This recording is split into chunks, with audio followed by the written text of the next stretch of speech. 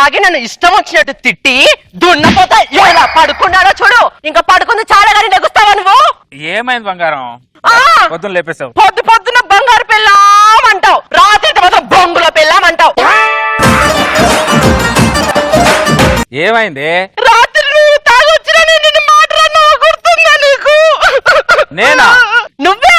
ఏమన్నావో తెలుసా? నువ్వు భార్యవు కాదే బర్రెవి అన్నావు. ఇంకా ఏమన్నావో తెలుసా? నువ్వు పెళ్ళానివి కాదే పెళ్ళాంలో పూలు చుక్కునివి దయ్యాన్ని అన్నాడు తెలుసా? రాత్రి 3 బాటిల్ తాగి నన్ను పిచ్చ బూతులు తిట్టావు తెలుసా నువ్వు? రాత్రి నేను నిన్ను తిట్టడానికి కారణం నేను కాదన్నమాట, ఈ బాటల్స్ అన్నమాట. నా భార్యని బాధ పెట్టిన ఈ బాటల్స్ ని ఎట్టి పరిస్థితుల్లో క్షమించను. ఏమే? రాత్రి నా భార్యని పచ్చి బూతులు తిట్టడానికి కారణం నువ్వు. ఇప్పుడు అర్థమైంది కాబట్టి నిన్ను రాత్రి నా భార్య దగ్గర నా మంచితనాన్ని పోగొట్టింది నువ్వు కాబట్టి నిన్ను కూడా రాత్రి ఒక మనిషిని మృగగా మార్చింది నువ్వు కాబట్టి నిన్ను కూడా క్షమించే ప్రశ్న.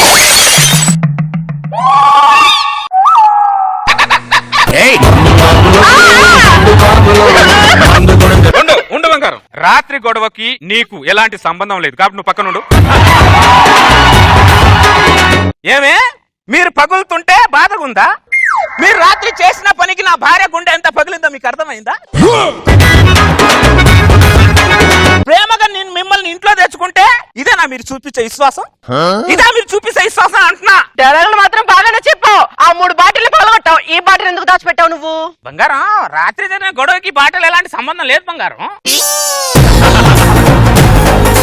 ముందు ఆ బాటిల్ పగలగొట్టు. ఈ రోజు రాత్రి ఈ బాటల వల్ల నేను తిట్టినా కొట్టినా పొద్దునే పగలు కొట్టేస్తా. ఊరుకుంటానండి. అంత లేదు, నువ్వు ముందు ఈ బాటిల్ పగలగొట్టావా లేదా? తప్పు చేయని దానికి శిక్ష లేయమంటావు బంగారు. నువ్వు ఒకసారి ఆలోచించు.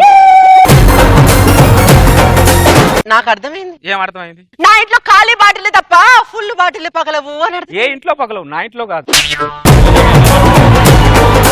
కావాలంటే అడుగు, ఎందుకు పగులుతాయి? జాన్ మాస్టర్ గారు ఫుల్ బాటిల్ మీ ఇంట్లో పగులుతాయా కదా? త్రిముఖి గారు మీ ఇంట్లో వదిలే. హలో, ముందు ఆ బాటిల్ ఎందుకు దాస్తున్నావు చెప్పు. బంగారం, నిండు బాటలు అంటే నిండు గర్భిణి లాంటి.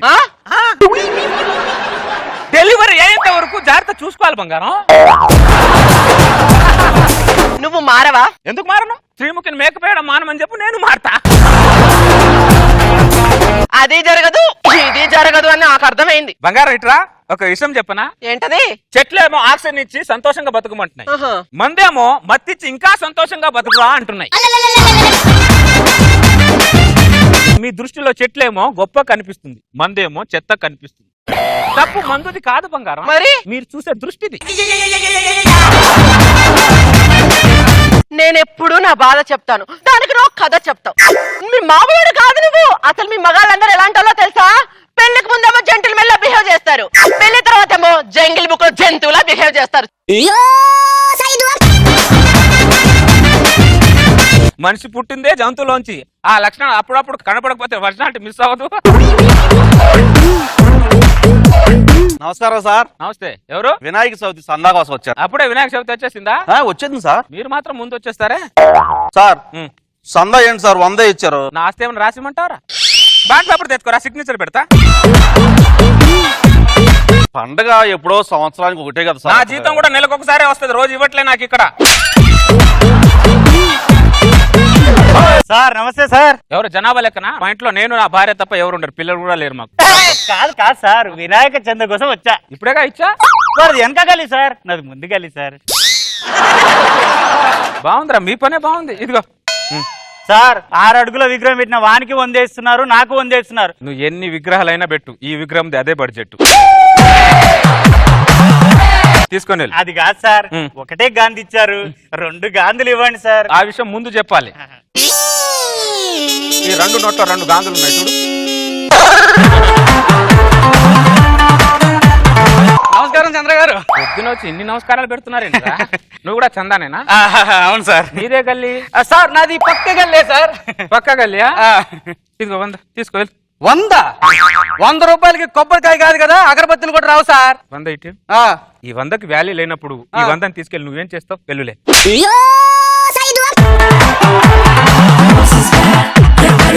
రే ఇంకా నా ఇంటి చుట్టూ ఎన్ని గల్లీలు ఉన్నాయిరా? మొత్తం 25 గల్లీలు ఉన్నాయి సార్. ఈ గల్లీకి ఎన్ని విగ్రహాలు పెడుతున్నారు? అంటే గల్లీకి 5 నుంచి 6 విగ్రహాల దాకా ప్లాన్ చేశాను సార్. ఆరా వామోయమే. ఏంటి ఇమ్మీడియట్ గా బ్యాగ్ సూట్ కేసు సదురు 9 రోజులు మీ పుట్టింటికి వెళ్ళొద్దాం. సడన్ గా మా పుట్టింటి మీద ప్రేమ ఎందుకు పుట్టుకొచ్చింది మీకు? ఇక్కడ ఖర్చు పుడుతుంది కాబట్టి. 2 నిమిషాల్లో 3 ఎంట్రీలు ఇచ్చారు, 3 గల్లీలాలు ఇచ్చారు ఇక్కడ. అర్థమైందా? ఇంకా 22 గల్లీలాలు బ్యాలెన్స్ ఉన్నారంట. వాళ్ళు వచ్చేంత వరకు నా దగ్గర బ్యాలెన్స్ ఉండదు. మనం ఈ బ్యాలెన్స్ చేసుకోవాలంటే 9 రోజులు మీ పుట్టింటికి వెళ్ళాల్సిందే. 9 రోజులు. మామా మామా అల్లుడు ఏంటల్లుడు చెప్పా చేయకుండా సడన్ గా వచ్చేసా? వాళ్ళేమన్నా చెప్పొస్తున్నారు అక్కడ?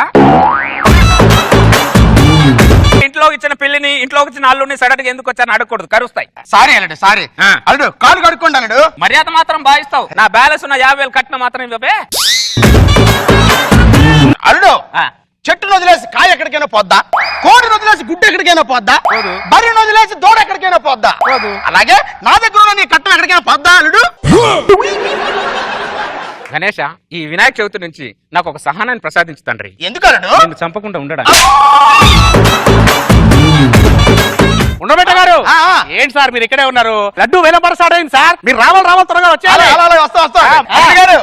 మా ఊర్లో వినాయక విగ్రహం దగ్గర లడ్డు వేలం పాట రసవత్రంగా జరుగుతుందండి. పదండి చూద్దాం. ప్రధాని మరి దేవుడి పాట 1116.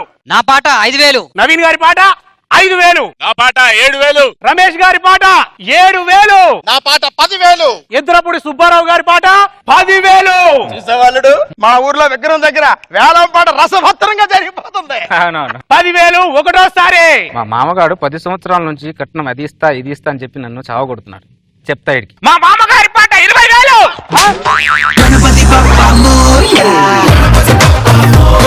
అల్లుడు మనకెందుకు అల్లుడు లడ్డు? మనకు వద్దలుడు. నువ్వుకేం తెలీదు. మా మామ పాట 20,000. ఉండబెట్ట గారి పాట 20,000 ఒకటోసారి. నా పాట 40,000. రమేష్ గారి పాట 40,000. నా పాట 75,000. ఎద్దురప్పుడు సుబ్బారావు గారి పాట 75,000. మా మామ పాట 1,00,000. అల్లుడు అల్లుడు మనకు లడ్డు వద్దల్లుడు. అలా నీకు తెలియదు మామ, ఈ వేలం పాటతో నీ ప్రెస్టేజ్ పెంచుతా. ఈ దెబ్బతో ప్రెస్టేజ్ పెంచినట్టు లేదల్లుడు, నా ప్రెస్టేజ్ పెరిగిపోతుంది. నీకు తెలియదు మా మామ పాట 1,00,000. ఉండబెట్ట గారి పాట 1,00,000. నా పాట 1,50,000. రమేష్ గారి పాట 1,50,000. నా పాట 2,00,000. ఏరా ఏంట్రా మీ ఇద్దరు ఫీలింగ్? నువ్వు తోపు, వాడు తురుమని ఫీలింగ్ రా. అంటే నా మామ ఎర్రి పప్ప అనే ఫీలింగ్ రా. రే అల్లుడు వచ్చాడు ఇక్కడ, మామకి అల్లుడు వచ్చాడు సపోర్ట్ గా. నా మామ పాట 3,00,000.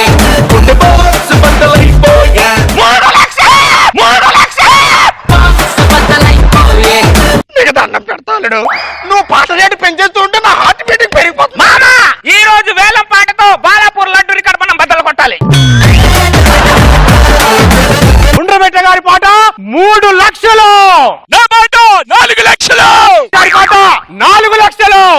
నా పాట 5,00,000. ఎద్దురపూడి సుబ్బారావు గారి పాట 5,00,000. ఎరా ఇది పాటనా లేకపోతే ఏం పాటరా ఇది? ఏంట్రా పాడేది? పనికిరాని పాట పాడుతున్నారా మీరు? ఎలా పాడాలి అర్థమైందా? నా మామ పాట 10,00,000. 10,00,000. ఉండబెట్ట గారి పాట 10,00,000 ఒకటోసారి. పాడండి సార్, మీరు దండం పెడతాను. అయ్యా మీరు పాడండి, దండం పెడతాను పాడండి సార్, పాడండి. ఉండబెట్ట గారి పాట 10,00,000 రెండోసారి. దండం పెడతాను, పాడండి సార్, మీరు పాడండి. ఉండబెట్ట గారి పాట 10,00,000 మూడోసారి. మామా లడ్డు మనకే వచ్చిందిలే. మనకే వచ్చింది. వచ్చిందా? గణపతి పాప, గణపతి పాప, గణపతి పాప, గణపతి పాప, ఓరయ్యా, గణపతి పాప, ఓరయ్యా.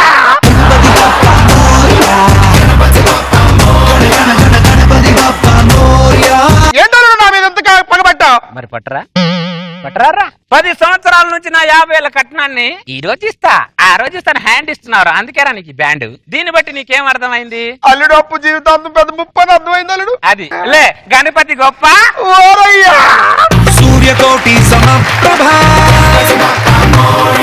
లోపలికి ఏమే పద మన పని అయిపోయింది వెళ్దాం పద ఇంటికి పద అదేంటండి ఇంకా గణేష్ లేపలేదుగా మీ నాన్నని లేపానుగా గణపతి బప్పా మోరియా